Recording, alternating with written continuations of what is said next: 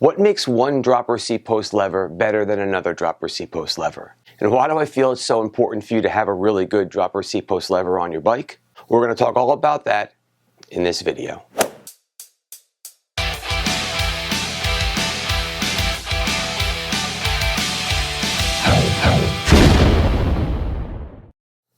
Hello my friends, once again thank you so much for tuning in to another edition of Regular Guy Mountain Biking. My name is Gene Arnold, and in this video we'll be talking about what makes a good dropper seat post lever and what makes a bad dropper seat post lever. Let's first talk about what a dropper seat post lever even does.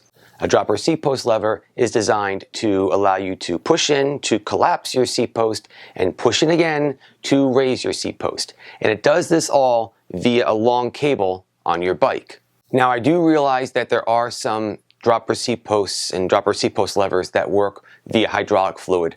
I won't be covering those types of seat posts in this video. Now this cable can not only be pretty long, but normally has a rather harsh bend in it, and that makes it tough for the seat post lever to do its job. So now because of this, the dropper seat post lever is really very important in dictating how well your dropper seat post is even going to work out on the trails.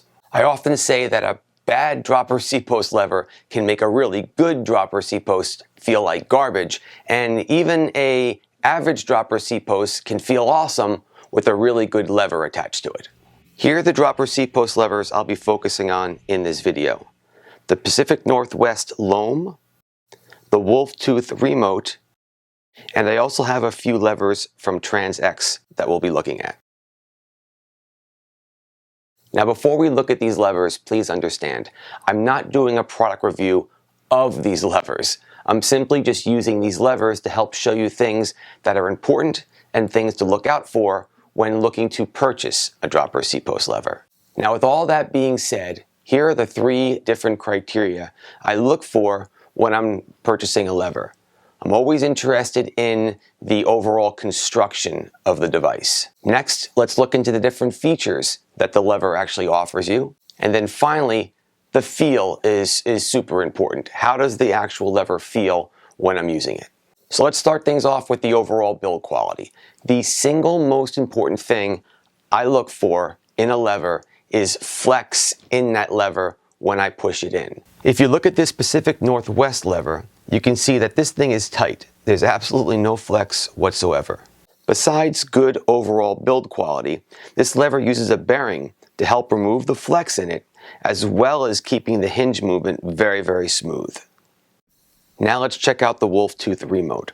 Again, another high quality product that uses a bearing to remove flex and offers a smooth movement. Now let's take a look at this first lever I have from TranzX. Notice all the flex in this lever. Now unfortunately, because of all this flex, the actual movement when you push the lever in is going to be pretty rough.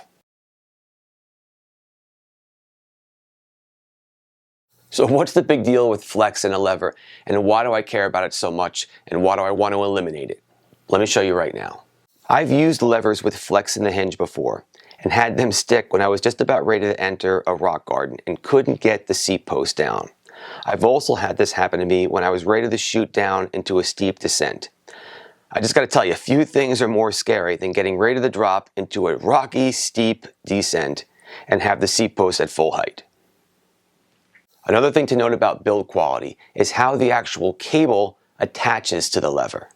Earlier levers, and still some low-end levers, will have the barrel end of the cable placed at the lever side. And then on the other side, the actual seat post, the cable would be tightened in with maybe a little nut and bolt actually in the seat post. The problem with this is this cable that attaches these two things together is generally pretty long, and it's gonna stretch. It's not a matter of if, it's simply a matter of when. The cable is gonna stretch. So now you end up with a lever that's flopping around and doesn't have enough pull in it to actually activate the seat post. Unfortunately, there'll be so much cable stretch that even the barrel adjuster won't be able to take it all up. The only way to fix the problem is to remove the seat post from the bike and then adjust the cable. This really is just a bad design, and hopefully something that I see less and less of as I work on more bikes. Now let's talk about some features in different levers. The first one we're going to check out has to be all about the looks. The Pacific Northwest lever has different colored thumb pads, so you can get one to match your bike, and Wolftooth offers some special edition versions that can really bring out the bling in your bike when attached. Another feature I look for is how much adjustment I have in this lever and on the mount, and how much I can basically micro adjust where this thing falls on my handlebars. Now, this higher end TranzX lever offers this feature and does a very good job. Notice how you can micro adjust the lever and put it exactly where you want. In fact, out of all the levers, I have to say that this one gives you the most amount of adjustability. Not only can I slide it back and forth, but notice that I can also literally roll the lever up and down, putting this thing exactly where I want it. In the same category of features, how the lever mounts to the handlebars is something to note. If you check out the Wolftooth remote, it actually offers the ability to not only mount directly to the handlebars, but you can also mount it directly into the brakes, just helping to eliminate a little bit more clutter on the bars.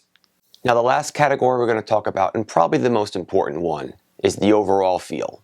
I'll easily use the dropper seatpost lever anywhere between 50 or 60 times on a ride. I mean, basically think about it. You got to push the lever in once to make the dropper seatpost go down. You got to push the lever in again to make it go up. You got to at least do that 25 times on a ride. So add it up, before you know it, you are really using that lever a lot. The first TranzX lever we looked at simply just wasn't any good. Too much flex in it, and because of that flex, it was very hard to use, and probably would be the first thing I would replace if it was on a bike that I got. Levers with bearings just felt a whole lot smoother and took a lot less effort to press in than ones without. Both the Pacific Northwest and the Wolftooth really felt great. Now, the TranzX actually felt way better than I expected. Even though it doesn't sport a bearing system, it still worked quite well. So that's basically going to wrap things up for this video. Hopefully you enjoyed it. Hopefully you learned something. If you have any questions, please put them in the comments down below, and I'll do the best I can to get back to you. As always, my friends, keep the party on the pedals, and I will see you next time on Regular Guy Mountain Biking.